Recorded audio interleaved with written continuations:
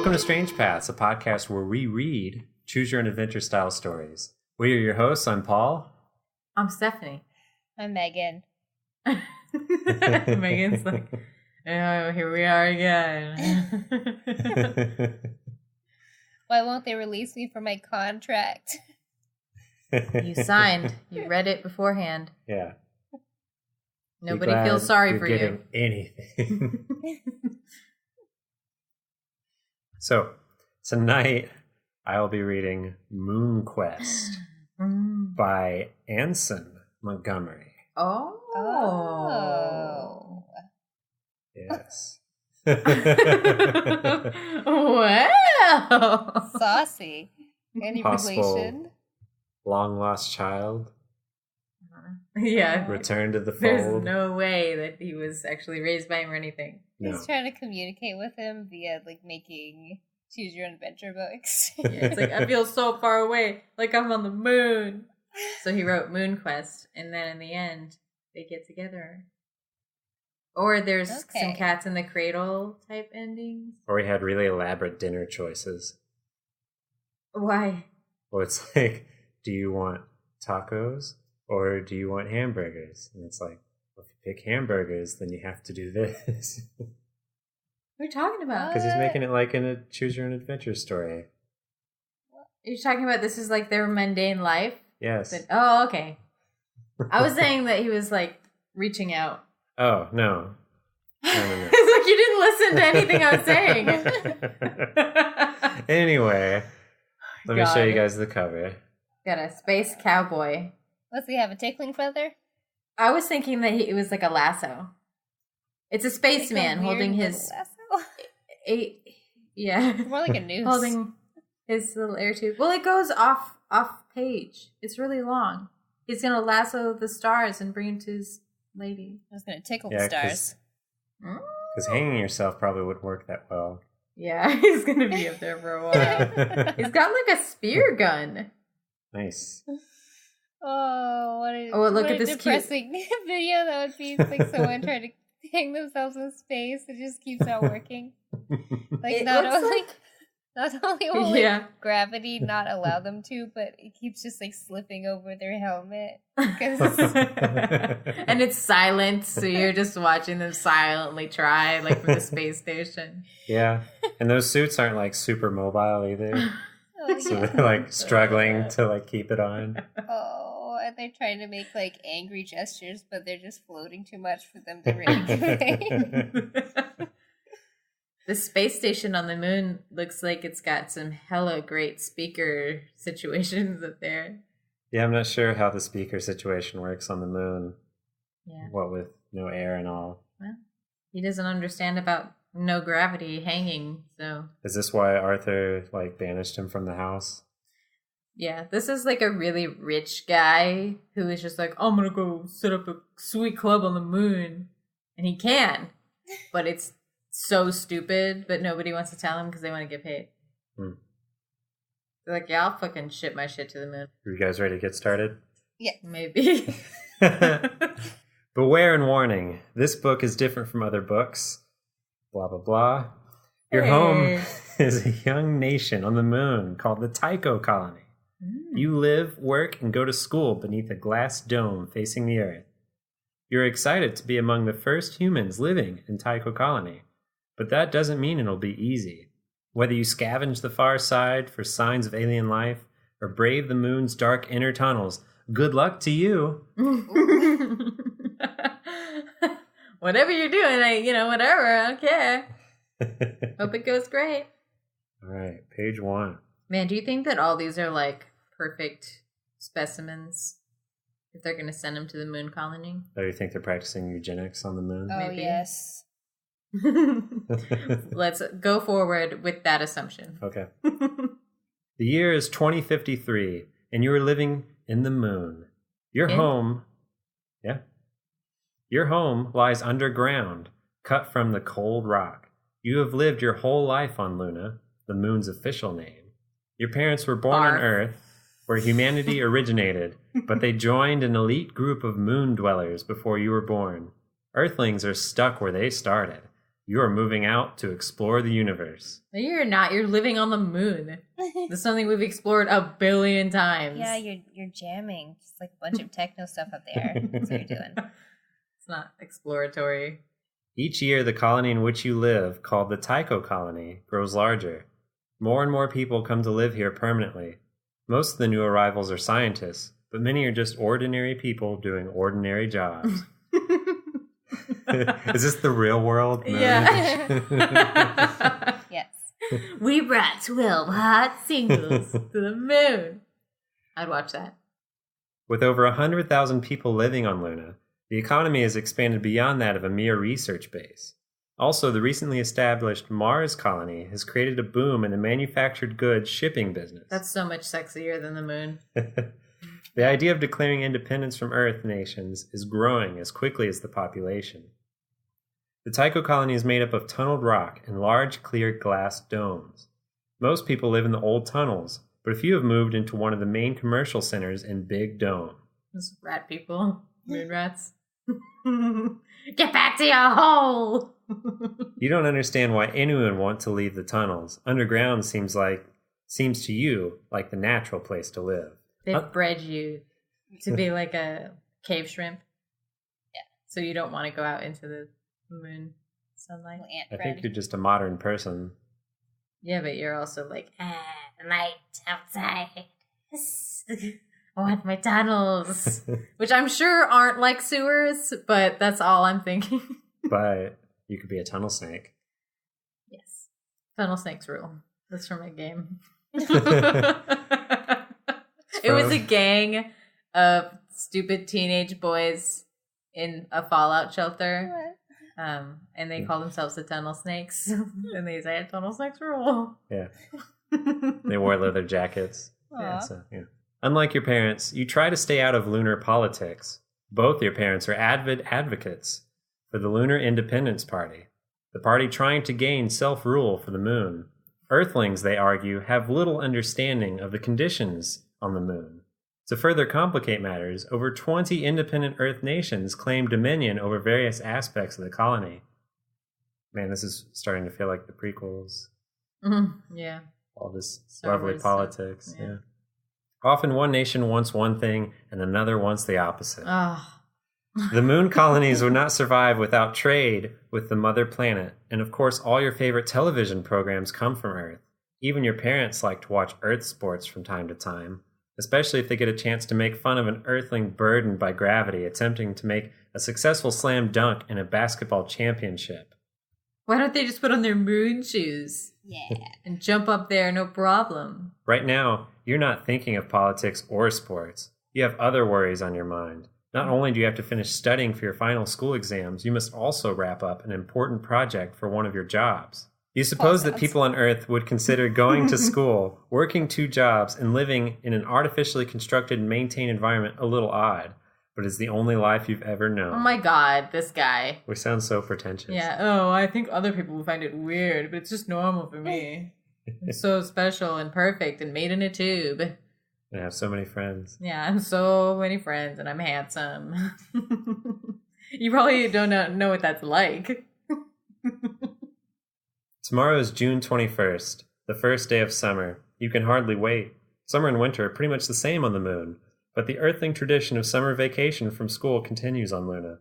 Looking through the meter-thick, extra-durable blister glass at the landscape outside, it looks pretty much the same all the time.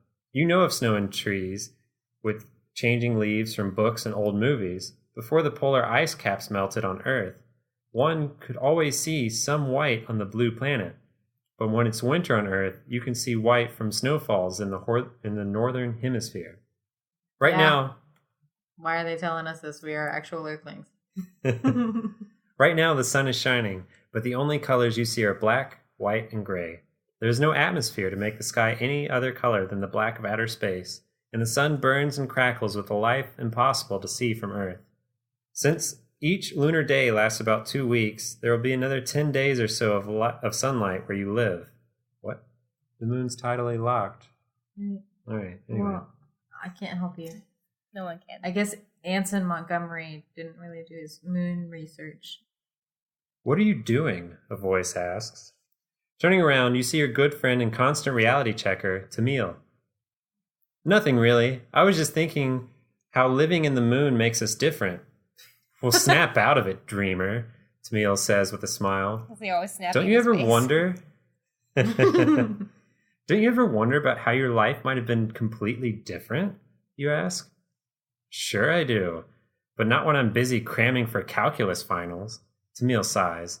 Some of us are just lowly mortals, not super brains who can study and daydream at the same time. Oh my god. So we're like special, we live on the moon, we're super handsome, and we're like a super freak? Fuck that. Checking your wrist, you quickly glance at the watch that your earthling grandfather sent you. The antique gadget actually has hands. It's so fragile that an accidental bump could easily destroy it, but you like it anyway. Oh my god. Let's jet, or we'll miss the exam and have to spend all summer making it up. I swear to God, if they don't have jetpacks. Tamil sighs again without saying a word, reaches out and grabs the right-hand tow rope strung along the low ceiling of the passageway to school. Suddenly, he is halfway down the corridor. When the colony was first established, there were no tow ropes in the passageways, and owing to the moon's lower gravity, people often hit their heads on the ceilings. Do you think that the tow ropes are operated with your toes? It's TOW. Don't tell me how it's spelled. I want to imagine just like gripping them all. That's what I was thinking. Dangling by your arm for a while does not strain you when you only weigh 12 kilos, 26 pounds. Oh my god. Your mass is always 50 kilograms, both here and on Earth, but everything is about 6 times heavier on the big planet. After 6 corridor switches and 4 level changes, you make it to school. You look at your watch again. You still have 3 minutes to spare. You deposit your backpack in your locker and head towards the testing booths. Can you imagine how weak this person is? Very weak. Like, if they got on Earth, they would just smash. Well, I think their heart would have the most trouble. Yeah. Each student takes his or her own individual booth and shuts the door. As soon as the door is closed, the computer simulation begins. Although you know that the person across from you is only a computer-generated hologram, you still find yourself reacting as if he were real. Good morning. A warm, deep male voice begins as the figure looks up from the stack of holographic books. The face nods up and down slightly as the voice speaks. It is a typical man's face, but the hologram gives the skin a slightly greenish tint. Please prepare yourself for today's exercise. We will be discussing and evaluating your progress in learning the theories developed by Sir Isaac Newton. 2 hours later, you feel like you've been interrogated by the secret police in a bad movie. At least now the ordeal is over. You think you did okay, but before you have time to settle down and collect yourself, you get your grade back. Congratulations, you have passed with a grade of 97%. You are eligible for the highest honors and special placement in the Summer Scientific Corps. Let's go to the Ponix Park, Tamil says enthusiastically when you meet him outside the booths. I need to see some green after that stressor. Emma said she was going to go. Emma said she was going to go there after her exam. You agree that the Hydroponics Park is just the place to go. Even though you love the moon and would not want to live anywhere else, sometimes you feel the need to get away from the artificiality of your man-made surroundings and the inhuman sterility of the moon's surface. The park is a large underground cavern where much of the Tycho colony's food and oxygen are produced. Okay. What? I have questions. Rows and rows of tomatoes, beans, corn, zucchini, and countless other vegetables reach upward toward the bright artificial sunlight, burning in strips along the ceiling. The plants grow long and stringy in the weak gravity of the moon, but they taste pretty much the same as vegetables imported from Earth. In one section of the cavern, an artificial stream runs along the ground, and real trees reach up to the ceiling. Heavy vines hang from the canopy of trees, perfect for swinging from when the scientists and gardeners aren't looking. It's your favorite place to go when you need to relax. After you first brought Tamil here, he kept coming back, and now, just to bug you, insists he discovered it. That's so annoying. This is also the place where you both met Emma Burns. The three of you spent a lot of time in the Ponix Park. Kissing. Touching on trees. Mm-hmm. Well, you don't think that those trees could produce enough oxygen for a billion bajillion people? There need to be a lot of trees. It's probably a lot of trees. Probably. I'll just go with it. It's a forest. The trees are tall and thin. Branches leap out from the trunk in a dance of brown and green. You've seen pictures of trees on Earth, and they look stumpy and short compared to these wonders of good soil and light gravity. Strict quarantine controls have succeeded in keeping most common diseases and pests from harming the vegetation. Even in this part of the biggest hydroponics facility on the moon, there are only about 100 trees, mostly maples, spruce, and birch. But that is enough for right now. It's enough, Paul. Are you okay? Are you okay? I just don't think that 100 trees would make enough oxygen for 100,000 people. I don't know that your blood vessels can take the rest of this book. I don't care. Well, they're magnificent specimens. Earth trees look stupid and stumpy. That's true. Next to their stringy tree stuff. I forgot what he said, but he said that they were stringy. I don't care if I never meet a three-dimensional in-space that needs to have its volume discovered again, Tamil says as you plunk down on the base of the green-tinged poplar. What? He's talking about calculus. Oh, okay. That's not a word set that I know. So come on, tell me, what was your grade, genius? I passed, you say, as Tamil looks pleased, thinking your silence means he got the better grade. Before he can press you any further, you're rescued by Emma's arrival.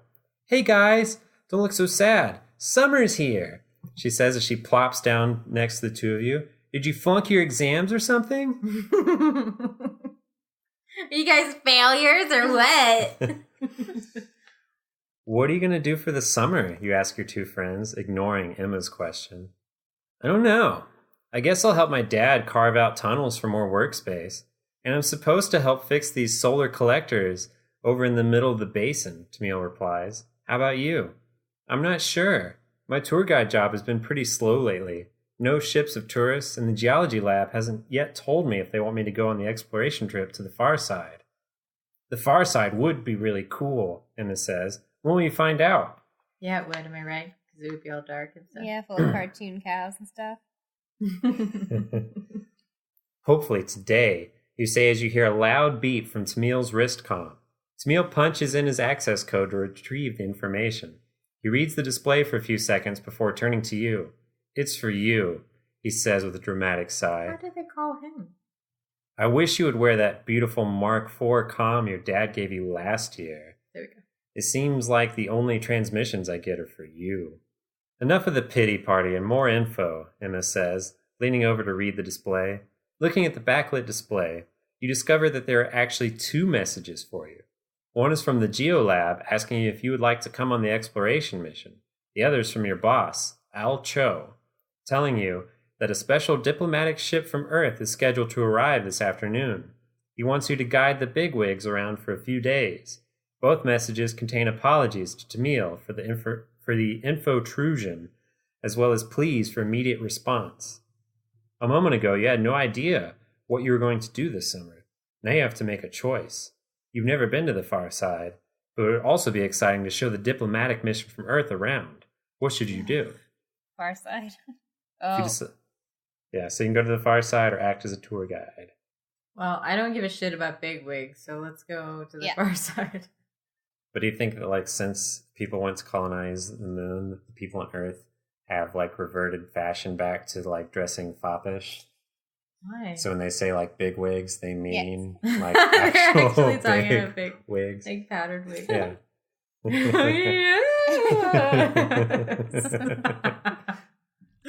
Okay. So we're going to the far side? Yes. Okay. Yeah. Normally you would jump at the chance to guide people, especially important diplomats, around some of your favorite spots. This is where I jerk off. This is where I look at trees. Yeah. Here's a tunnel that I carved with my fingers. Here's our tow rope, my personal tow rope. But the opportunity to go on an extensive research mission is too good to pass up. The mobile operation will be exploring some of the old volcanoes, mountains, and fault zones that give Luna its geographic personality and quirks. Even though you'll be with professionals, you know there's a certain amount of danger. Working outside, far away from any well-established habitation zone, you run the risk of injury or worse. Still, all you can think about every night. Yeah. Still, all that you can think about is being involved in important research. There are also rumors about strange beings that live on the far side. Of course, you don't believe them most of the time. Beings. I thought you said beans. Like strained beans is what I thought you said. I was like, what? Why are there beans out there? So you're going to the far side, Tamil says, stressing the word far. How did you know? I just made up my mind. Easy. That's what I would have chosen, Tamil says with a smile. Besides, I had a 50% chance of being right. You head back to your home tunnels, making a mental list of what you will need to bring. The research equipment will be taken care of by the expedition manager. You get out your no-pressure suit. Was it like your invisibility sunglasses? Yeah. You'll need it for exploring Luna's surface. In a well-rehearsed routine, you carefully check the suit for holes and wear spots, especially in the crotch. That's not what it says. The shiny material feels stiff and brittle, but you know it's durable. Oh, you know. It will have to withstand the extremes of heat and cold that characterize lunar weather and the jagged rocks that make up much of the landscape. The entire suit ensemble is amazing, but the helmet is truly a piece of technological mastery. A polarized glass visor allows you to go from pitch dark to glaring sunshine while retaining a perfect field of vision. Miniaturized controls for a wide range of functions nestle comfortably next to the wearer's head. The silvery material that forms the body of the suit is laced with control nodes connected to the helmet. Are we a spokesperson for this product? Commercial. Is this who sponsored us this week? All you have left to pack are toiletries and clothes. You also remember to get your wrist comm. Its directional finder, which is hooked up to a satellite network, will come in handy if you get lost on the lunar plains. You also download your geology text and a few books you've been meaning to read onto your wrist comm. Now you just have to tell your parents. Oh, Mom, you start. I just found out I've been invited to go on the expedition. Sorry. Oh, Mom. I just found out I've been invited to go on the expedition. But I thought the expedition wasn't for a while yet, she says. Please do this with your hand while you're talking. And I was hoping you would talk to us before making a final decision. Is she the queen? Queen of the moon. Yeah, but I have to go right now, or I can't go at all. Oh, I got a 97 on my exam this morning. Or whatever. Your mother's worried expression softens with pride. Well, I guess that excellent grade buys you some freedom. You can go, but please be very careful. Thanks, Mom. You grab your bag and rush through the airlock to the main corridor. The note from Dr. Nasir, the leader of the expedition, said to meet the team at the central staging station for transport. You travel through a maze of corridors and drop chutes. The departure point is next to the main airlocks on the surface. When you arrive, you see men and women scurrying among huge piles of gear. This is leading credence to the tunnel rats. I can't be seen. Looking out one of the viewports, you see the vehicle that will transport the team over the rugged lunar territory. It looks vaguely insectoid, although you have only seen pictures of such creatures.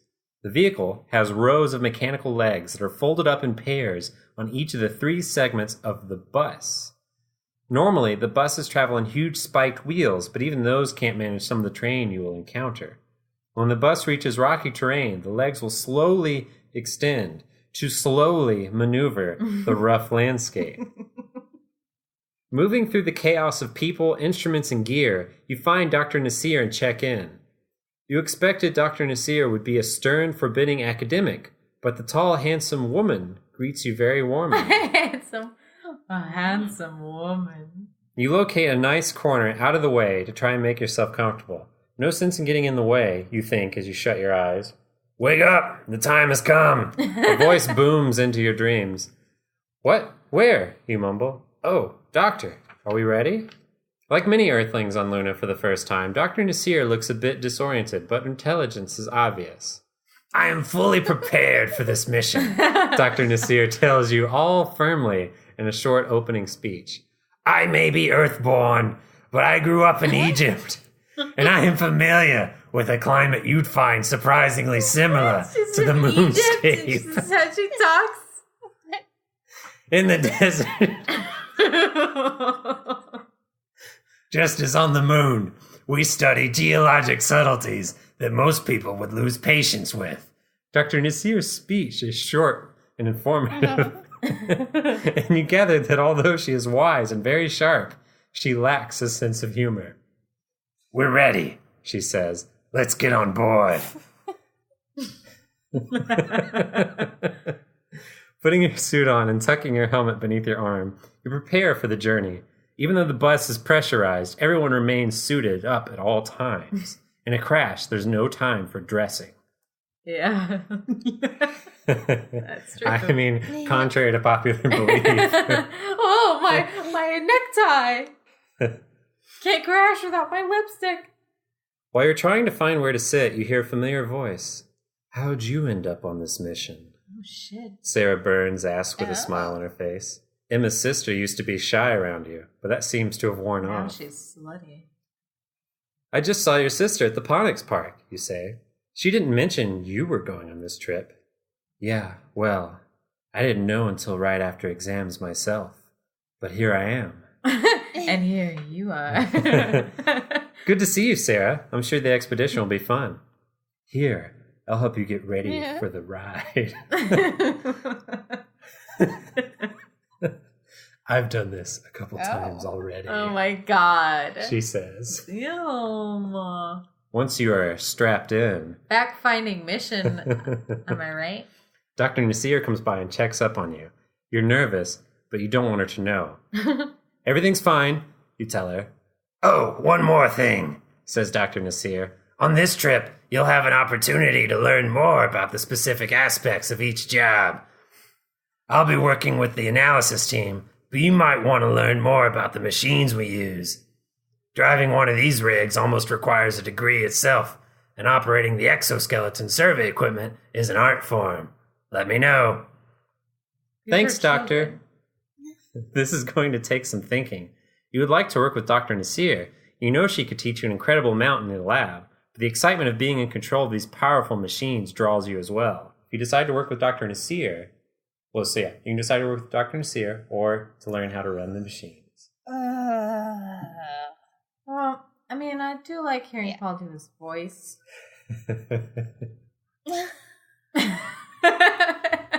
I just don't really care either way, is the problem.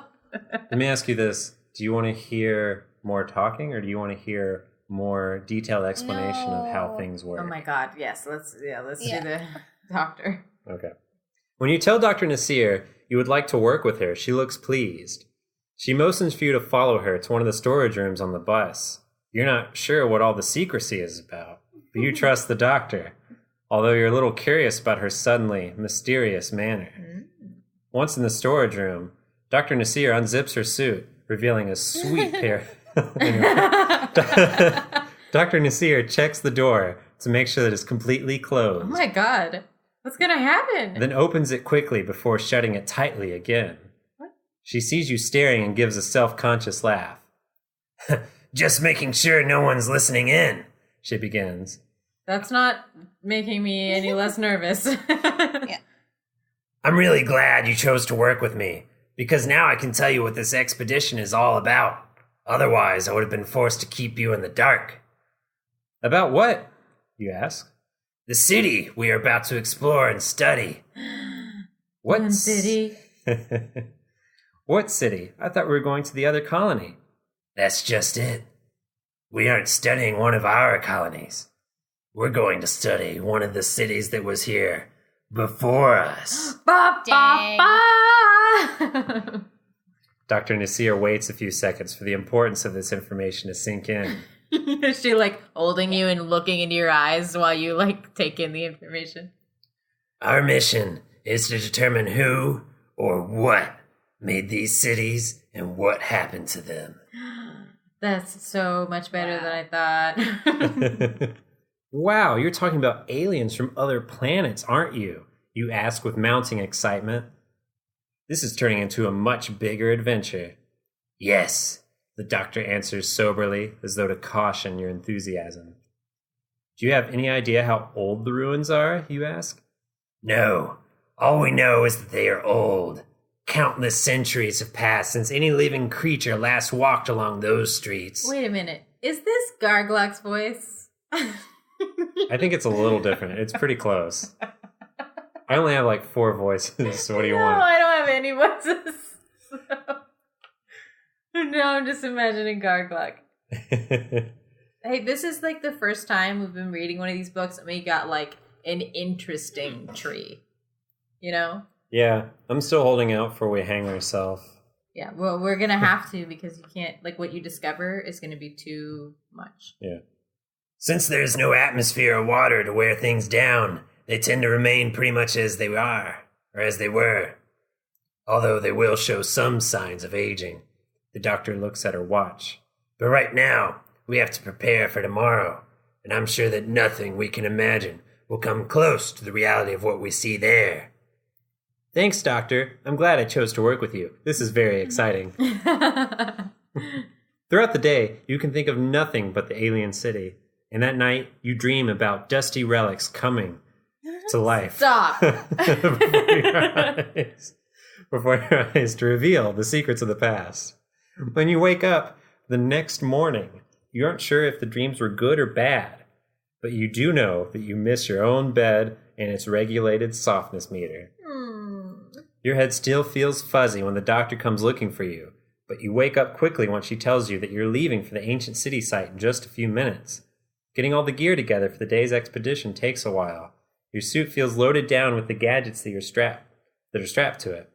You decide that this is what people on Earth must feel like all the time with gravity, and you're glad that you'll be able to take the additional weight off at the end of the day. Shut up. Riding in a single-unit exploration craft, you and Dr. Nasir head towards the ancient city. For a long time, you notice nothing out of the ordinary. Everywhere you look, you see rocks and gray sand. But then you realize that something is odd about these rocks. They don't seem quite natural. It's as though they've been altered by someone or something. Yeah, it's a city. A strange feeling overcomes you. You notice that the doctor's been glancing over at you frequently. So you see it as well? I think so, you respond hesitantly. Good. Sensing the hidden is a valuable skill. But right now, we're going to see something a bit more interesting. With that, a hidden entrance, I don't know. With that, the doctor stops the exploration craft. She exits the craft, bringing with her a sliver of rock. She slides this into a hole in one of the large rocks in your path. It fits like a key in a keyhole. A large hole, big enough to walk through, suddenly appears in the rock face. Follow me, the doctor says as she enters the hole. You stay here in the entryway while I check out the rooms ahead. Okay. Okay, you say in a small voice. I think this is a typo, but the next sentence, the next line has no spaces between the words. Yeah. Maybe she's talking really fast. It's not talking. Oh. The doctor leaves you in a room with polished stone, walls that look like the inside of a geometry problem. You sit down to keep from getting disoriented, and when you lean back against one of the walls, another hole opens up across from you. Uh-oh. Man, Yeah. we're in a Scooby-Doo episode. Yeah. The opening that the doctor went through seemed to lead to a room like the one you're in.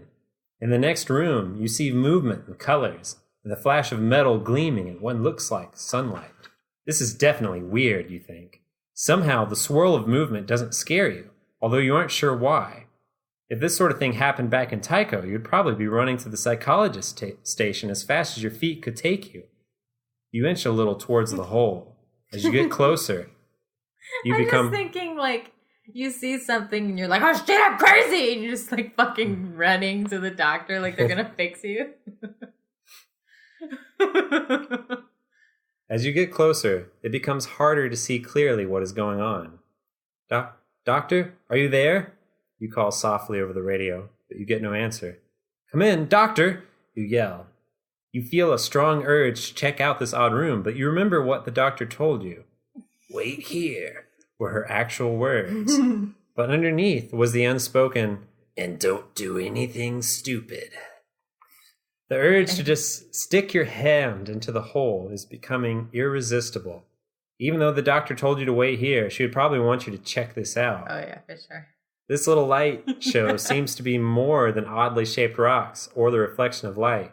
You don't know exactly where Dr. Nasir went, though, and the radios don't seem to be working.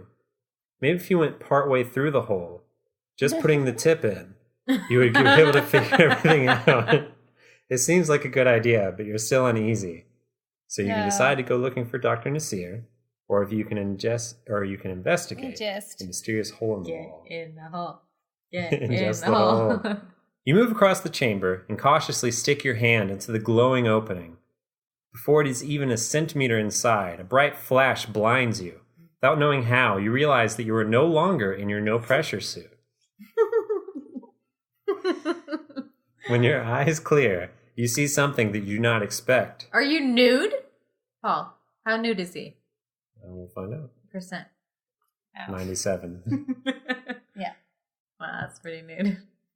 Just a sock. Welcome, says a being seated in your father's favorite chair. You look around and see that you are in the study of your home. Even the burn marks on the cabinets are there from when you played Moon Rock Minor as a kid. But deep down, you know that's not really your home. You had a toy as a child that burned something? Yeah. That seems messed up. Well, you wouldn't understand, like, moon life, whatever. That's true. I'm too stupid. I don't understand anything. You're dressed in your work uniform. Fear grips your stomach. Who are you? You gasp. A figment, the man replies. You notice that his face is smooth and his eyes are deep gray, but his other facial features seem to constantly shift and change. Oh, that's creepy. Your mind is creating this whole scene, he goes on, in an attempt to make sense out of the impossible. What do you mean? You are interfacing with our alien machines in a manner that makes you comfortable. The creature says as he leans forward. I am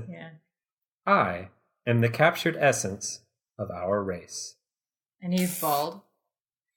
Well, since you can see the picture, yes. He looks like Dr. Venture. Except bald. Wait, Dr. Venture's bald. Yeah, he's bald. I was thinking, like, younger, but then he wore a wig, didn't he? I don't remember. You mean the aliens who built this place? Yes, he replies. We have been dead for a long time. But before our race died out, we created a method of passing on our legacy of achievement and failure. You are the first to receive it. Look, I just want to get out of here. This is not my home. I don't want to learn any of this shit. You tell me that not only are you an alien, you're a ghost? Ghost? I am not a ghost. My presence reflects the collective thoughts and feelings of my race. I am not alive, but I possess knowledge of what life was, and possibly will be. Everything fades, and with no hint of movement, the alien stands in the middle of a white plain that goes on for what seems like forever. That's super scary. Your eyes hurt. Why are you doing this? You ask. We do not want to have lived in vain. The wonders and terrors our society created are precious. If none known of them, they might as well have never happened. Your presence alone is worth the tremendous effort that went into my creation. The alien smiled. Great.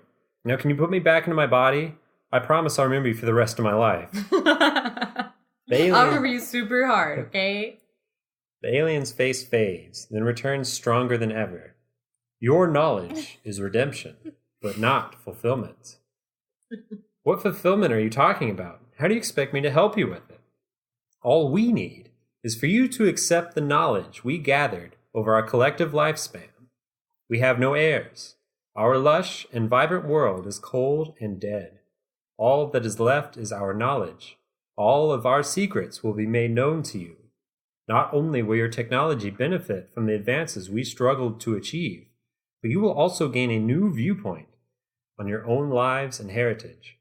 Only by passing on the knowledge of our triumphs and failures can we rest in peace. I don't understand why he's struggling so much. Like, isn't this what you came out for? To see some cool shit? Yeah, it's too cool. For school? I want it to be just cool enough.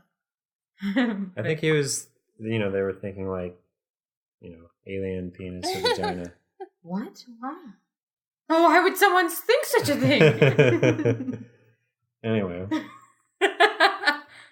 Why not someone else? I'm sure plenty of people would be glad to accept your offer. Let someone more powerful take your knowledge. You say, overwhelmed by the enormity of such a responsibility. Unfortunately, that is not the way of the process works. Once our machines focus their attention on you, they were tuned to your thoughts, and yours only. That's we have stupid. only one chance. Why? You.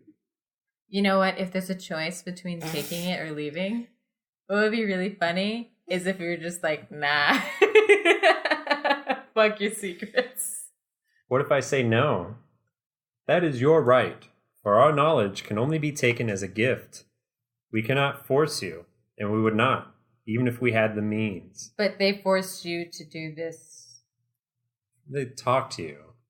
They grabbed you and stuck you into it. You chose to put your hand in a hole. Well, I expected there to be some candy or something. Not knowledge. Fuck knowledge. The alien's face smooths out. You must choose whether our race is forgotten as a mystery or renewed in fellowship. It's loaded.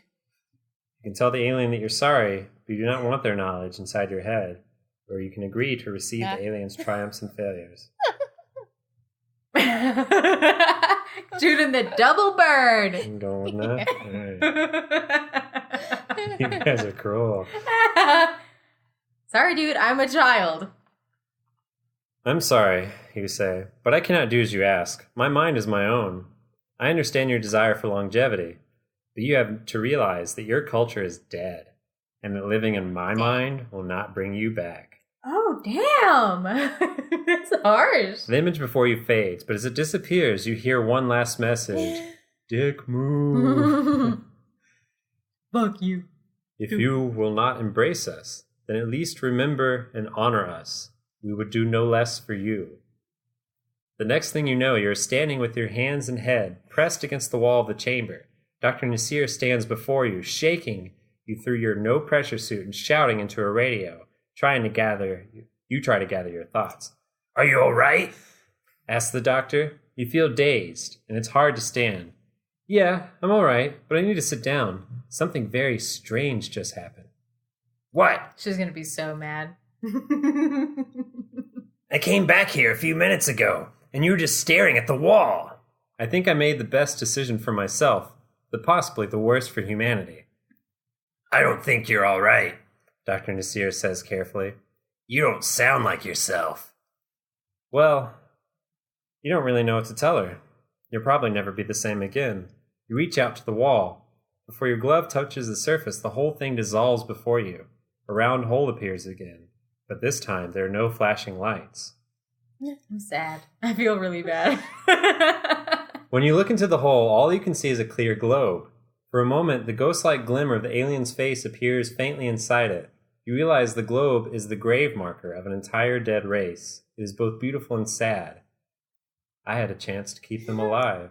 You Shut up! Nothing has been alive here for a very long time, says Dr. Nasir. When you get back to the camp, you don't tell anyone about your experience. But in the weeks and years ahead, you go about day-to-day life on Luna. Strangers are drawn to you. They all want to talk about the same thing, their mysterious encounters with the beings who once called the moon their home. Yeah. Got him. Yeah, I got him. So? I honestly think we should end it there. And be like, oops. If you want to read the rest, you can buy the book for yourself. Okay. So that was Moon Quest by Anson Montgomery. Yeah. Strange Path style. Like an asshole. Strange Paths. Got him. You've been Strange Paths. You wanted a cohesive, satisfying ending? Not on this podcast. Not on this podcast. Everyone's upset when they come here.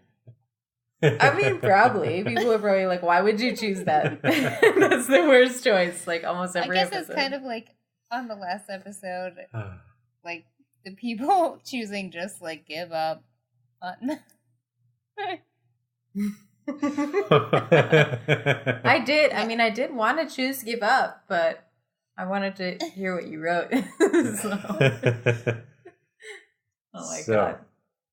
If you'd like to, read the book and tell us about the other endings that we're not going to read, we're for sure not going to read it. You can email us and let us know about them at strangepathspodcast@gmail.com. Mm-hmm.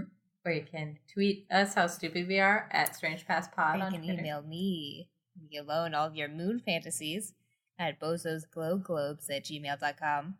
And actually, Sean emailed me back from last week's episode where I asked him about anting. Yeah. Oh, good. Oh, nice. He says, what a strange call out. Anting is weird. Not a lot is known about it because it's a relatively recent discovery. The only thing I really know about anting is that when developing ant bait, manufacturers are careful that the poisons don't hurt birds. And then he says, I guess that's not true. Oh. One of my books mentions that a certain species of ant might eat fungi that tends to form on sick birds' feathers. So maybe that's why. It says, birds are weird. They do make delicious eggs. Yes, they do. I don't think we didn't mention eggs. Boiled. So let's just take a moment, be quiet. Yeah, thanks, John. Think about eggs. Yeah. Yes. All right. Well, I'm so glad that our fourth member reminded us that how important eggs are to us. Yeah. Big egg. I'm only eating 2 eggs today, so I gotta go pound about a couple dozen. All right. Megan's see you trying guys to go later. fast. Bye. Bye.